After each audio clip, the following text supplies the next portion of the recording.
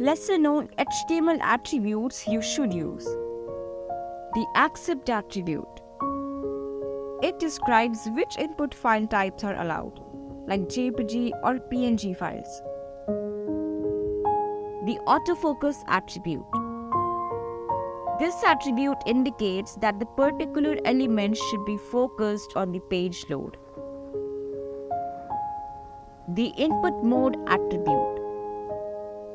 This attribute hints at the type of data that might be entered by the user while editing the elements or its contents. The download attribute. By using this attribute, the target will be downloaded when the user clicks on the hyperlink. The autoplay attribute. This attribute ensures that the audio or the video will automatically start playing as it is loaded. The multiple attribute. This attribute allows the user to select multiple values.